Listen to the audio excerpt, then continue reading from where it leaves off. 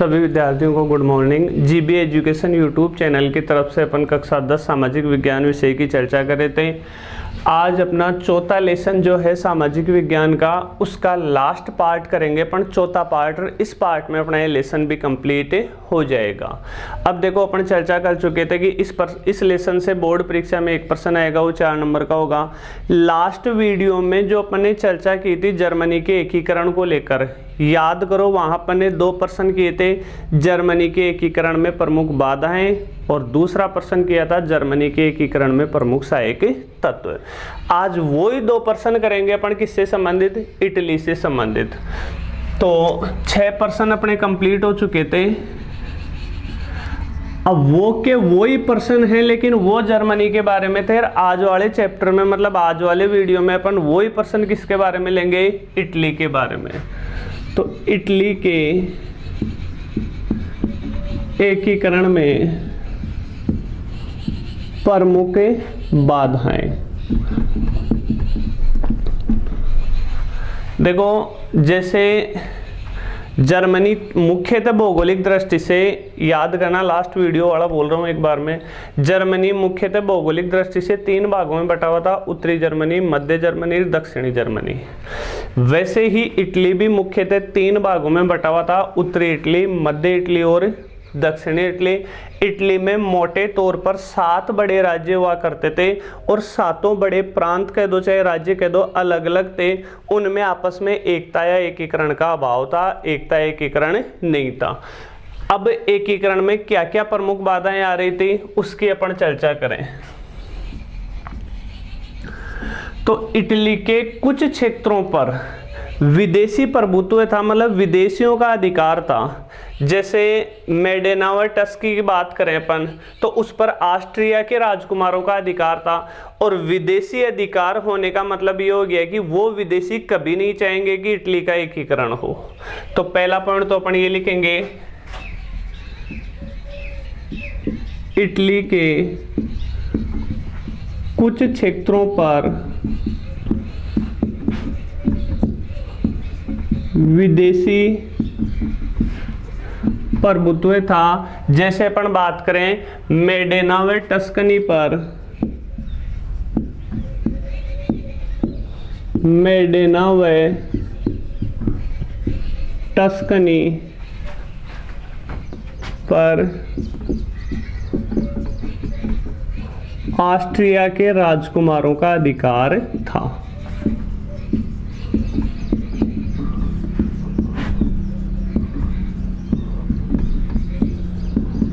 अब बताओ, जैसे ये इटली है, लगभग ऐसी आकृति में है इटली। क्यों? इटली के कुछ क्षेत्र हो गए जिन पर किनका अधिकार था? विदेशियों का अधिकार था। अब ये विदेशी थोड़ी चाहेंगे कि इटली का एकीकरण हो, क्योंकि अगर इटली में एकता या एकीकरण होगा तो इन विदेशियों को इटली छोड़कर भागना पड़ेगा। समझ गए बात? तो ये विदेशी कभी नहीं चाहते थे कि इटली का एकीकरण हो।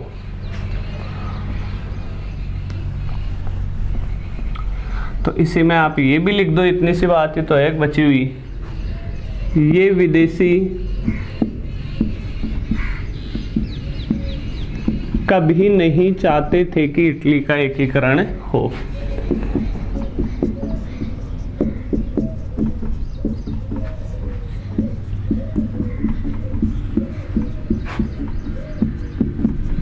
दूसरा, याद करना, जैसे जर्मनी में मैंने आपको बताया था कि दक्षिणी जर्मनी पर पोप का प्रभाव था, और पोप भी नहीं चाहता था कि जर्मनी का एकीकरण हो। वैसे ही इटली का जो सबसे शानदार शहर था वो था रोम, और रोम पर किसका अधिकार था? पोप का अधिकार था। पोप नहीं चाहता था कि इटली का एकीकरण हो, क्योंकि एकीकरण होने की वजह से पोप का प्रभाव क्या हो जाता? कम हो जाता। रोम पर पोप का अधिकार था,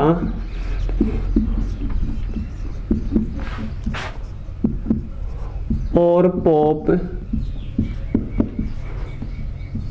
रोम पर अपना अधिकार बनाए रखने के लिए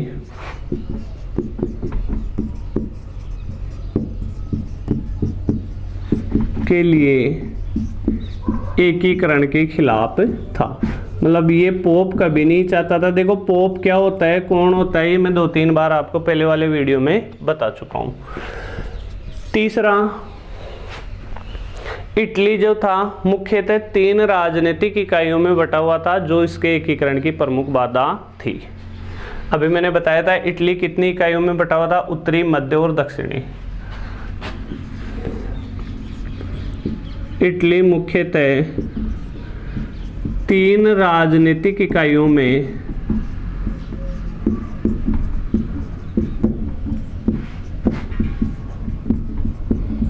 बटा हुआ था जो एकीकरण की एक प्रमुख बाधा थी। यहीं पे लिख देता हूं, जो एकीकरण की एक प्रमुख बाधा थी। समझ गए बात? कितने राजनीतिक इकाइयों में बटा हुआ था?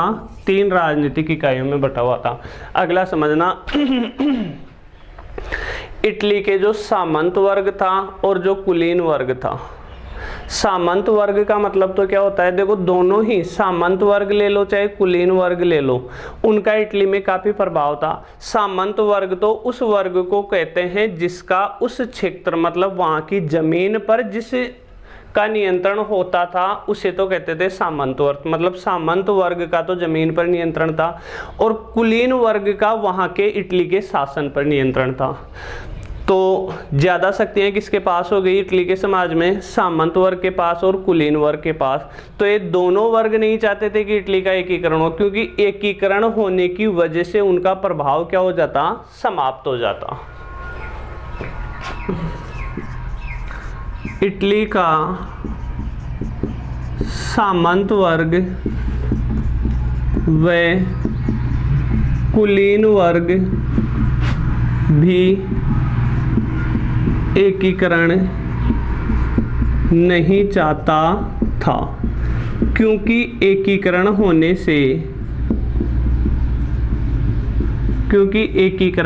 से उनका प्रभाव, किनका प्रभाव? सामंत वर्ग व कुलीन वर्ग का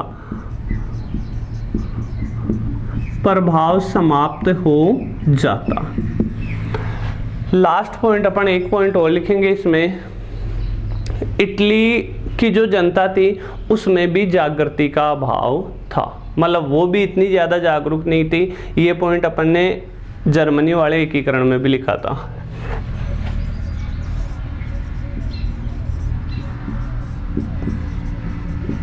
इटली की जनता में जागृति का अभाव था।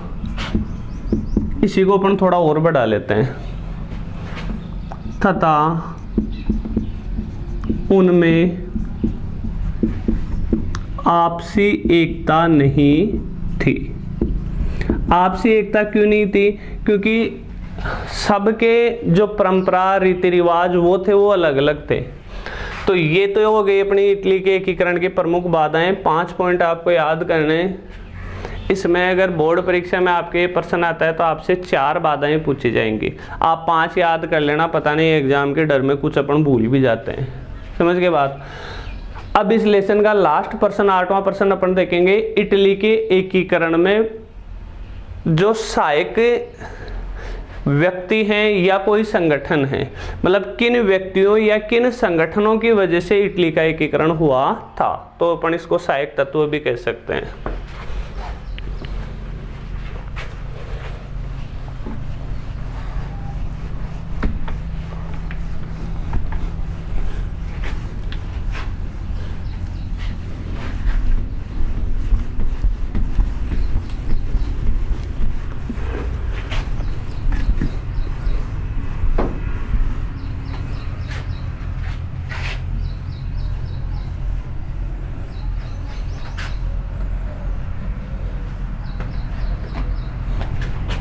आठवां प्रश्न होगा अपना, इटली के एकीकरण में सहायक प्रमुख संगठन या व्यक्ति। अब देखो इटली के एकीकरण में जो भूमिका निभाई थी, एक संगठन का नाम था कार्बोनेरी। क्या नाम था संगठन का? कार्बोनेरी। अब सुनना, कार्बोनेरी इटली का एक गुप्त संगठन था। गुप्त संगठन मतलब इस संगठन का इटली के जो शासक वर्ग था, कुलीन वर्ग था, उस वर्ग को इस संगठन के बारे में जानकारी नहीं थी। तो कार्बोनेरी इटली का एक गुप्त संगठन था जिसकी स्थापना 1810 ईस्वी में नेपल्स में हुई थी। नेपल्स इटली का एक शहर था।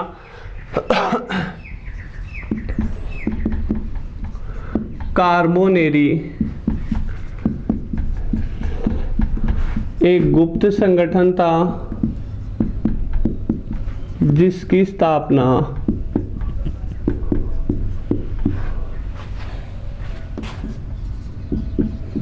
1810 ईस्वी में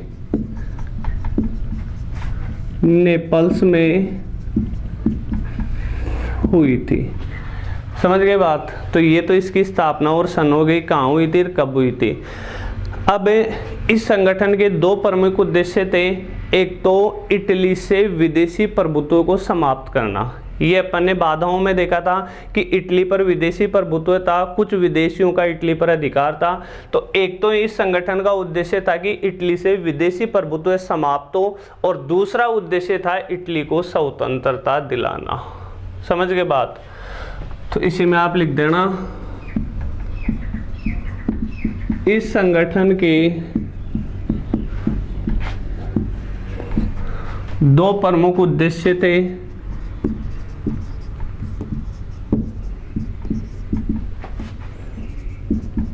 इटली से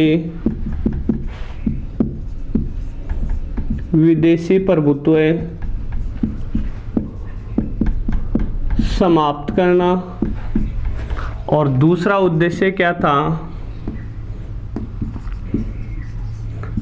इटली को स्वतंत्रता दिलाना या इटली को मुक्त कराना, मतलब विदेशी प्रभुत्व से इटली को मुक्त कराना। अब देखो, एक संगठन भी था, अच्छा खासा संगठन था, उद्देश्य भी ठीक ठाक था, लेकिन फिर भी यह संगठन सफल नहीं हो पाया। क्यों नहीं हो पाया? क्योंकि इस संगठन का जो नेतृत्व था वो किसी कुशल या योग्य व्यक्ति के हाथों में नहीं रह पाया।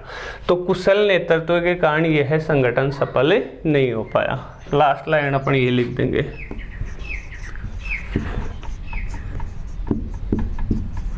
कुशल नेतृत्व के अभाव में यह संगठन सफल नहीं हो पाया। तो इटली के एकीकरण में प्रमुख संगठन या व्यक्तियों में पहला तो क्या हो गया, कार्बोनेरी, जिसकी स्थापना हुई थी कब, 1810 में नेपल्स में। इसका एक उल्लेख करना है। दूसरा अपन लेंगे यंग इटली।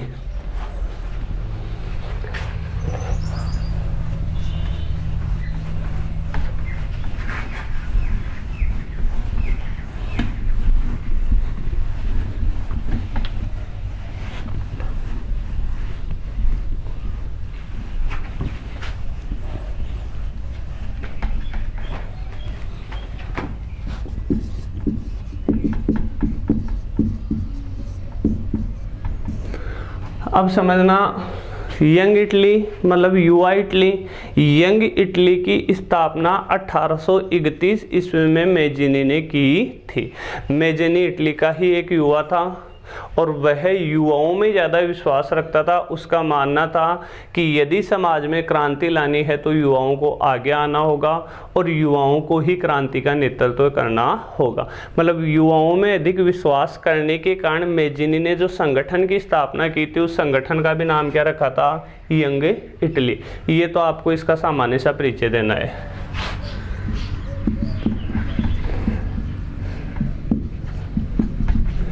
यंग इटली की स्थापना 1831 ईस्वी में मेजिनी ने की थी। मेजिनी इटली के युवाओं में अधिक विश्वास करता था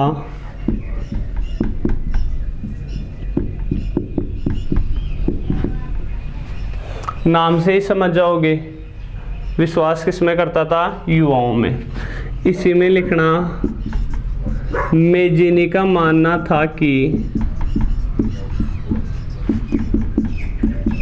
यदि समाज में क्रांति लानी है,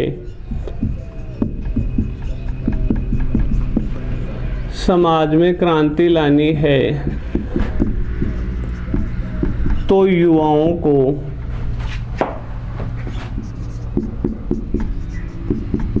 आगे आना होगा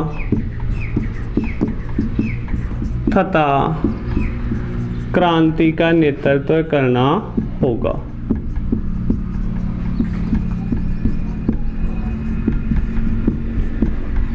समझ गए बात।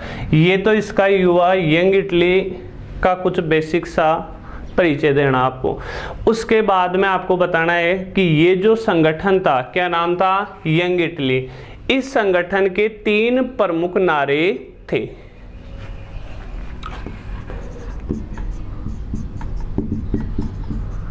इस संगठन के 3 प्रमुख नारे थे।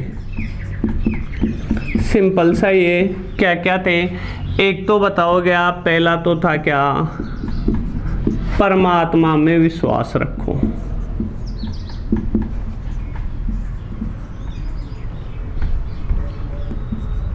क्योंकि देखो होता है क्या है, चाहे आप लोग आस्तिक हो चाहे नास्तिक हो, ईश्वर में विश्वास रखो चाहे मत रखो, ये अपने पे खुद पे निर्भर रहता है। लेकिन अगर किसी शक्ति में, ऐसी शक्ति में हमारा विश्वास रहता है कि हाँ भाई कोई शक्ति है जो बुरा कर्म करने पर अपने को दंडित करती है और अच्छा कर्म करने पर अपने को उसका फल मिलता है, तो होता है क्या है, हम सही कर्म करते हैं, गलत कर्मों से दूर रहते हैं। ये इसका एक सबसे बड़ा फायदा होता है।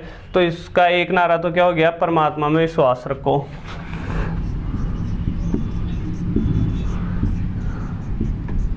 सभी भाई साथ मिलकर रहो। क्योंकि भाई साथ, सभी युवा भाई अगर साथ मिलकर रहेंगे तभी इटली को क्या दिला पाएंगे, स्वतंत्रता दिला पाएंगे। और मेन और तीसरा जो प्रमुख नारा था वो था इटली को मुक्त कराओ। ये 3 प्रमुख नारे थे कौन से संगठन के, यंग इटली के। लास्ट अपने को इसमें ये लिखना है कि यंग इटली, ये जो संगठन था, इस संगठन ने युवाओं में त्याग, बलिदान, क्रांतिकारी, स्वतंत्रता की भावना भर दी। समझ गए बात। फिर उसके बाद में यंग इटली वाला अपना समाप्त। इस संगठन ने युवाओं में त्याग, बलिदान, स्वतंत्रता आदि की भावना भर दी या जागृत की। ये अपना इटली के एकीकरण का दूसरा प्रमुख संगठन क्या हो गया, यंग इटली। तीसरा एक देखो, दोनों अपन ने एक संगठन की बात की है, कार्बोनेरी भी एक संगठन था, यंग इटली भी एक संगठन था। तीसरा अपन एक व्यक्ति लेंगे जिसका नाम होगा डी काबूर। समझ गए बात। क्योंकि क्वेश्चन में यही पूछा जाता है, प्रमुख कोई संगठन हो या व्यक्ति हो, तो 2 तो संगठन हो गए, तीसरा एक व्यक्ति का नाम लिखेंगे जिसका नाम होगा डी काबूर।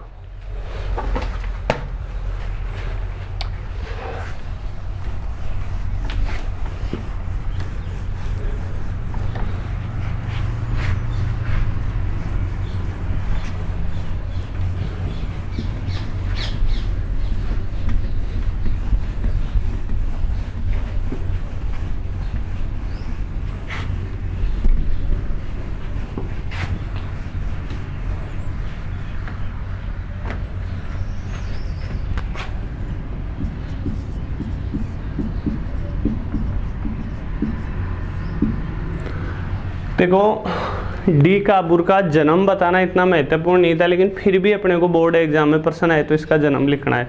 याद करना आसान रहेगा तुम्हारे लिए। कैसे? डी काबूर का जन्म 1810 ईस्वी में हुआ था। अब याद करना, इटली के एकीकरण में सहायक संगठन में अपन ने पहला पॉइंट लिखा था क्या? कार्बोनेरी। और ये लिखा है काबूर। डी नहीं भी लिखा होगे तो भी चल जाएगा, काबूर भी चल जाएगा। काबूर का बेरे। क्यों? इस कार्बोनेरी की स्थापना की भी कब हुई थी? 1810 में हुई थी। यहाँ तो आपको लिखना ही पड़ेगा। अब कार्बोनेरी से मिलता जुलता ही काबूर है। इसका काबूर का जन्म भी कब हुआ था? 1810 में। तो एक साथ एक बार याद करना पड़ेगा, दोनों जगह वही सन काम में आ जाएगी। कार्बोनेरी की स्थापना 1810 में और डी काबूर का जन्म भी 1810 में। अब देखो, ये जो डी काबूर था यह है उदारवादी विचारों का था। इसने इंग्लैंड की यात्रा भी की और इंग्लैंड में उस समय संसदीय शासन व्यवस्था का प्रचलन था। डी काबूर इंग्लैंड की संसदीय शासन व्यवस्था से काफ़ी प्रभावित हुआ और डी काबूर ने सोचा कि इटली में भी कौन सी शासन व्यवस्था स्थापित हो? संसदीय शासन व्यवस्था स्थापित हो। क्या होती हो इसके बारे में बताऊंगा। डी काबूर उदारवादी विचारधारा का था। इसने इंग्लैंड की यात्रा की तथा इंग्लैंड की संसदीय शासन प्रणाली से काफ़ी प्रभावित हुआ। इंग्लैंड में कौन सी शासन प्रणाली थी? संसदीय शासन प्रणाली थी। भारत में भी कौन सी शासन प्रणाली है? संसदीय शासन प्रणाली है। विश्व में दो प्रकार की शासन प्रणाली प्रमुख होती है, एक संसदीय, दूसरी अध्यक्षात्मक। तो भारत ले लो, इंग्लैंड ले लो, यहाँ कौन सी शासन व्यवस्था है? कौन सी शासन प्रणाली है? संसदीय। तथा वह इंग्लैंड की तरह इटली में भी यही शासन प्रणाली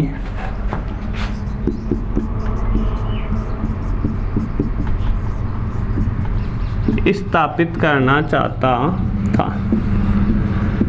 एक तो ये डी काबूर के बारे में आप परिचय दोगे, समझ गए बात।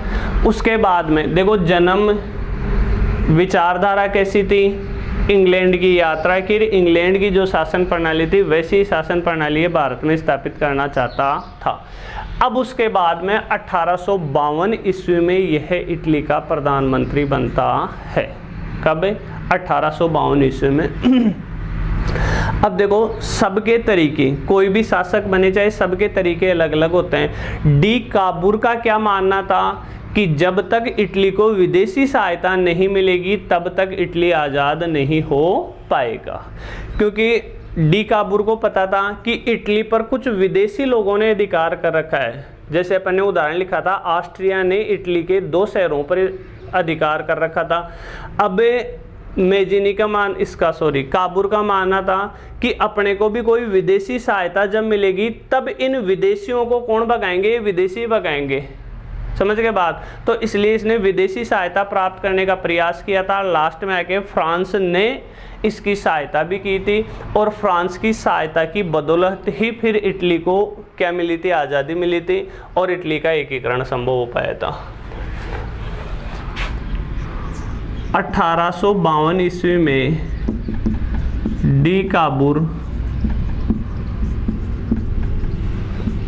इटली का प्रधानमंत्री बना।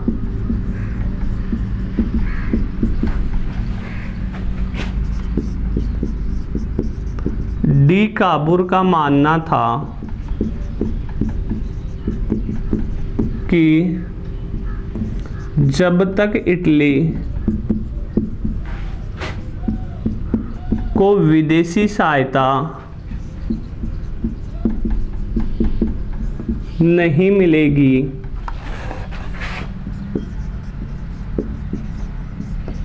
तब तक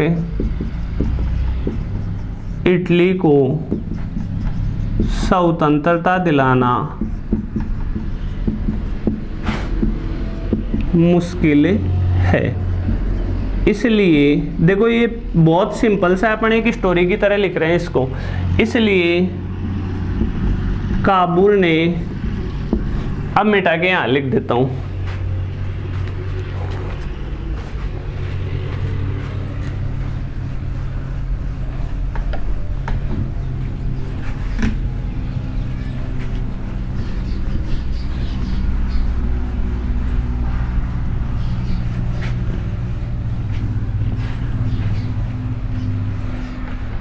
इसलिए काबुल ने विदेशी सहायता का प्रयास किया। इस प्रयास में काबुल को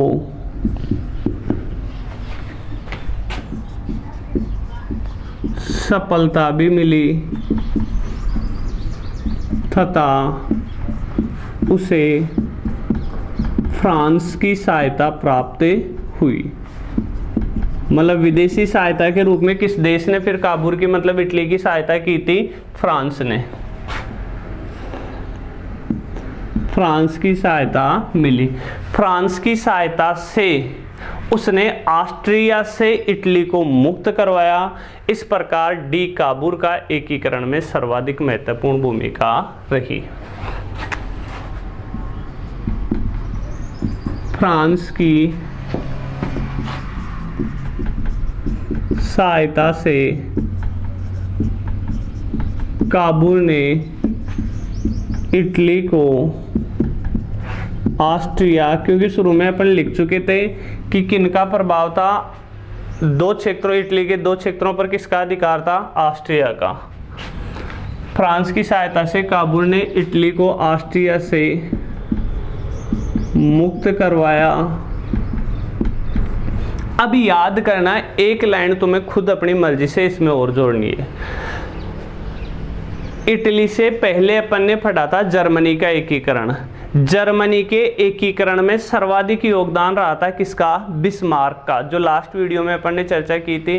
तो एक लाइन आप अपनी मर्जी से जोड़ोगे इस आंसर में, काबुल में, कि जिस प्रकार जर्मनी के एकीकरण में बिस्मार्क का योगदान रहा था, उसी प्रकार इटली के एकीकरण में किसका योगदान रहा था? डी काबुल का। जिस प्रकार जर्मनी के एकीकरण में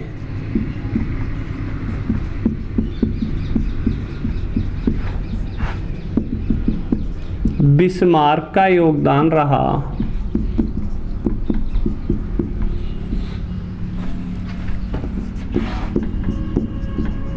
उसी प्रकार इटली के एकीकरण में किसका योगदान? डी काबुल का योगदान रहा। इसी के साथ अपने इटली के एकीकरण वाला प्रश्न भी कंप्लीट और इस लेसन की चर्चा भी कंप्लीट। जो इसमें 4 नंबर का प्रश्न बनने की संभावना रहती है इस लेसन से, वो कंप्लीट अपन ने क्वेश्चन ले लिए हैं। अब देखो, आपको थोड़ी सी और चर्चा करने पर कुछ बच्चों के कमेंट्स आ रहे हैं। हालांकि इस बात के लिए मैं माफ़ी चाहूँगा कि बहुत से बच्चों के कमेंट्स मैं देख नहीं पाता, लेकिन फिर भी जब भी टाइम मिलता है देख लेता हूँ। टाइम के अभाव के कारण बहुत बार कमेंट्स भी चेक नहीं कर पाता, और सही बात यह है कि यूट्यूब के बारे में बहुत ज़्यादा मेरे को जानकारी भी नहीं है। अब कुछ बच्चों ने ये पूछा है सर पहला दूसरा लेसन, तो अपने क्या है कि जीबी एजुकेशन के नाम से सर्च कर लेना आप, कंप्लीट लेसन आपको मिल जाएंगे।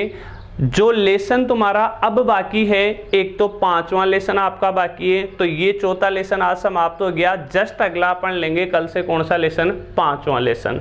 तो एक तो 5वां लेसन बाकी है, उसके बाद में लास्ट के 2 लेसन बाकी हैं, 19वां और 20वां। दोनों छोटे छोटे लेसन है, 2-2 नंबर के ही वो लेसन है। तो इसके जस्ट अगला 5वां लेसन होगा और उसके बाद 19वां और 20वां लेसन होगा। वो लेसन कंप्लीट होते ही अपना सामाजिक का कोर्स भी क्या हो जाएगा, कंप्लीट हो जाएगा। और ये मान के चलना आप लोग कि अपन ने जो कुछ किया है इसमें, इस चैनल के माध्यम से, वो कंप्लीट किया है। एग्ज़ाम में इसको पढ़ने के बाद अगर कोई बच्चे के बहुत ज़्यादा इच्छा है कि मैं तो 100 में से 100 नंबर ही लाऊं, तो कोई इम्पॉसिबल बात नहीं है। अपन ने पूरी किताब ली है, ना कि अपन ने कोर्स ऐसे नहीं किया कि केवल मोस्ट पसंद कर लें। पूरी किताब का अपन ने विस्तृत तरीके से क्या किया है, कोर्स किया है। नेक्स्ट वीडियो में 5वें लेसन के साथ फिर अपनी मुलाकात होगी। तब तक के लिए धन्यवाद। जय हिंद, जय भारत।